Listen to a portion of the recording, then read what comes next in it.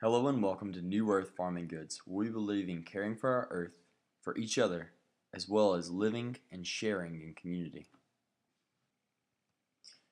And as you see here, most of all of our slopes are all north-facing slopes, so it isn't exactly a perfect situation, but we make what we have work.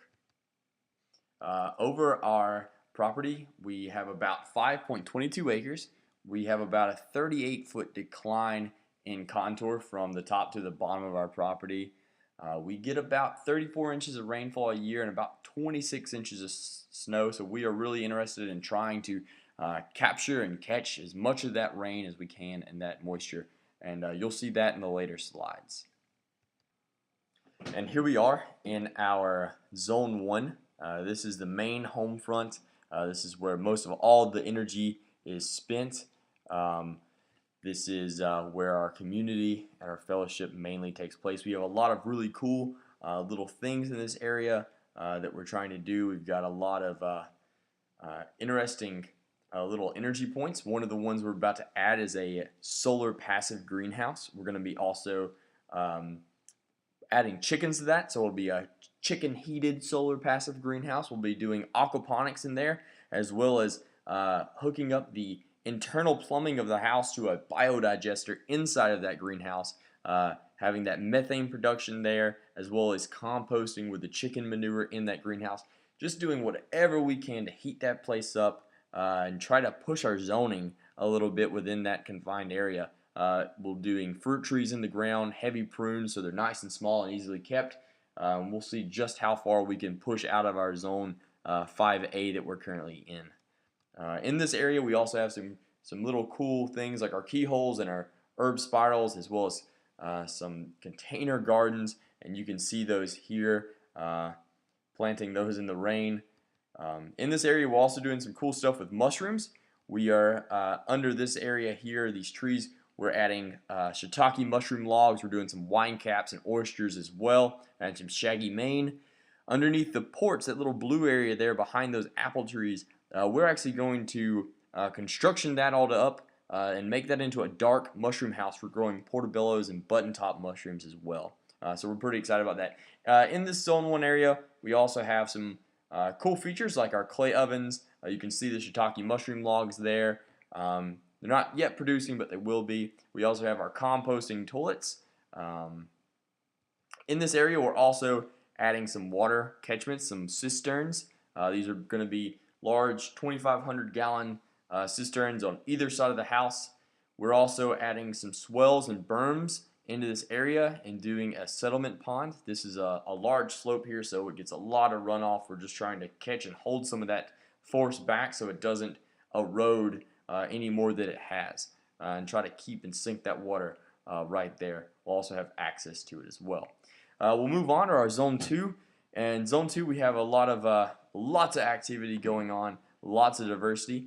We have our main crops, as well as we have what will soon to be a food forest. Right now, you can see those little white things. Those are tree shelters. They're actually milk cartons, specially custom-made milk cartons to protect baby saplings, to make them grow taller quicker, to help them get over the browse line.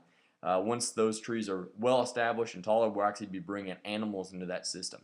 But this is where we do all of our annual crops for now, as well as the area there with the tree nursery will someday just be a thick food forest of abundance is the goal. We'll be adding some key lines into this area. It's a pretty large slope, so we'll be trying to slow that water down and sink it along this pathway here. In this area, since it is our annual crops, we're going to be adding one swell for sure and a dragonfly pond there. We'll be doing a few more of those dragonfly ponds, and that's just to increase the beneficial insects, as well as maybe bring in some frogs and snakes and increase the birds within that area to help us cut down on pests just a bit. Zone 2 is a pretty large area here at our farm. This aerial shot shows some more of Zone 2 as well as some edges of Zone 1. We have in this area, there was a barn on the property previous to us owning it. It's the worst place to put a barn. It's at the lowest point on the entire property, so it's really poor to have to keep your animals there because you lose all that entrance. It's far away from the house, but it's there. It's a nice barn, so we make it work for us. Right now we're using a portion of it to keep our main egg production chickens. And you can see that there, the arrow is pointing to that. Under that area we also have guinea pigs, rabbits, and worms. In the barn we use that for storage as well as overwintering some of our animals until we get a better structure in place. You can also see our compost there. This is our large composting area. You can just see some of the composting we're doing. It's a decent sized John Deere tractor there beside it, so you can just see what kind of passion we have for making compost. In this area we're excited. We're trying to get a grant to do a large hoop house greenhouse in this area here. You can see it's already being planted. We also are installing a pond in this area. We'll be trellising that pond or terracing that pond and using that for growing rice as well as watering animals. We'll be doing some fruit tree planting around that and some perennial grain in some of our open areas of this area. And you can see some of our ladies there in that compost pile, one that we currently are working on. It's almost at its finishing stages. Still pretty warm in this picture though. Alright, and we'll move on to our Zone 3. Now in our Zone 3, this is a pretty exciting area of our farm. We already have a small food forest established here. We've got 4 major swells, and on these currently are mainly cover crops. We're using just to build soil fertility as well as chop and drop and animal fodder. You can see some more of those little plant shelters there, those little tree shelters. We have them at 3-foot spacings. I know that's really tight, but we'll be allowing them to grow and getting some fruit off of them. And then when they get big enough that they're touching, we'll actually thin those out and sell the surplus of those or spread them around the farm and other places. Currently we have pawpaws as well as sea berries, honeyberries, blackberries, mulberries, and more, and apples and cherries planted in these linear swells here. These swells are actually about 1 degree off of contour going back towards the ridge. So instead of allowing the water to run back to the valley, it's actually being pushed toward the ridge. So we have a better chance of spreading that water and sinking it into our swells, as well as collecting any runoff that's made it that far into a more concentrated beneficial area like our retention pond over in Zone 2. In these, it's awesome. We have them at 60-foot spacings. This allows us to use these as migrational animal paddocks for pushing our animals through. In the future, we'll still have this same layout, so when there's plenty of fruit laying and falling that we haven't had a chance to pick, the animals will be there to get them. So that's a really unique, I think, a positive energy waste stream and use of our property. In these between these swells, we're also doing key lining. In this key lining, we are going to install mainly chestnuts. We will be hoping to join the fight to repopulate and restore the American chestnut. We have some American chestnut as well as some Chinese chestnut, and we're trying to see what we can grow back and see if we can beat this rust issue. So we're excited about that. There's now, once we do the key lining and installing the chestnuts, there'll be 30-foot spacings between each row. These will still be used as animal paddocks, and when the animals are not on there, we can still plant and harvest maybe some more of an annual crop between those paddocks. And you can see here some of our animals, our sheep and our Dexter, running through those paddocks. These are guys just work as our lawnmowers right now, and they do a great job. And following by them is a chicken tractor. We keep some of our inelastic birds just following them and helping clean up anything they leave, helping break down their waste even further. And we'll move on to our Zone 4. Now, our Zone 4 is already has some really cool attributes. It's a pretty well-established old growth black walnut forest. Back here in the very back, there's also some black locust that is occurring naturally, as well as some pines and cedars. We're going to continue to promote this hardwood area by planting more walnuts as well as some other nut trees like chestnuts and hazelnuts. We'll be doing some grafting of pine nuts on the white pines, as well as installing some fruit trees that we have of surplus. Just back here, we've been planting a lot of mulberry and stuff to attract some wild animals. We'll be using this area not just for harvesting lumber and firewood, but also hopefully some meat for our freezer. So this is a pretty cool area. We've got a naturally occurring kind of berm back here already. We just kind of made a little bigger and added a retention pond back there too to catch anything that our neighbor is not collecting himself. So that's another energy waste stream that we're able to collect up higher onto our property and then allow down if need be. In this slide, I'll show you a little more of the earthworks that we're actually working on. These little red lines here, this just is a staircase that we added out of old tires. We've done a lot of swelling already, and you can see those there. Those are already pretty well established. A berm leading into our pond, our retention pond there, where we're growing rice, as well as we are about to terrace this area here by the house and use that for just more land to do more annual crops, as well as bushes and shrubs as well. You can't see it in this video, but there's another retention pond over behind the barn. Since the barn's already there, we just want to be able to catch any manure or any nutrients that may try to escape off our property. We're just going to hold at that last frontier right there, and that's actually a really productive area back there. We've just got some sunflowers and stuff growing there now. But we'll be moving into more of a permanency later on with some fruit trees as well as hardwoods, probably some large willows and pines as a windbreak, since that's right at the north base. I just want to recap on some of the zones, and you can have everything listed here now. Most of everything that's in those areas, some things that will be coming soon. And of course, there's many more things that I've not included that will come. We're always growing, we're always diversifying, and always building.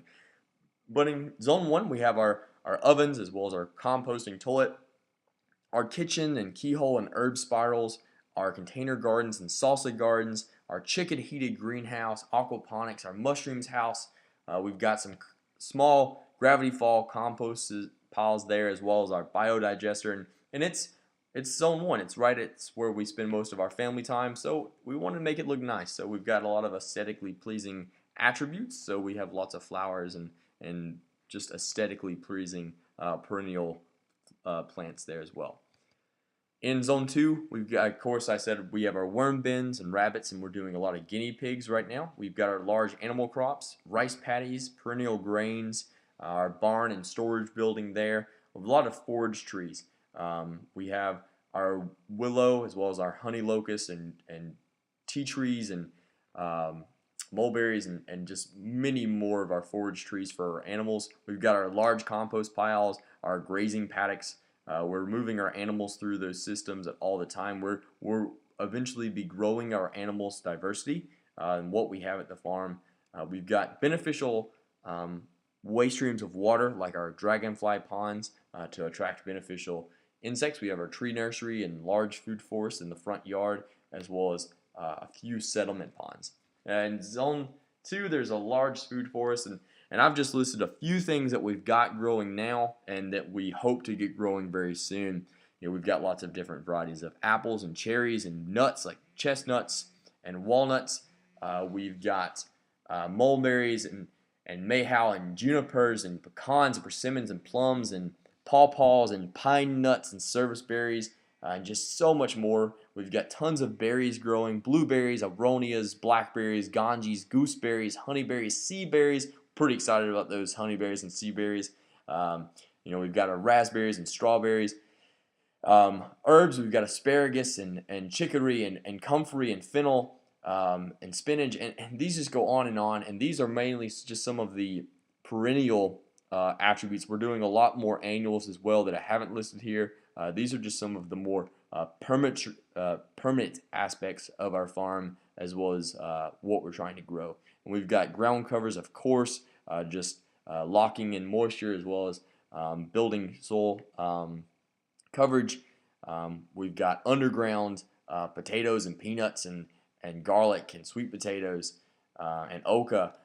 We've got hops and grapes and kiwis and Malabar spinach and passion fruit growing up everything that's strong enough to hold it. In all of the shady under spots, we've got our fungal layer of oysters and shaggy manes and shiitakes and wine caps, and we'll just be trying to do whatever else we can even produce on our property just to educate and just see what we can do. Zone 3's got more of the same stuff as Zone 2, larger swells. It's got the key-lined food forest where we currently have apples and cherries and chestnuts, hazelnuts,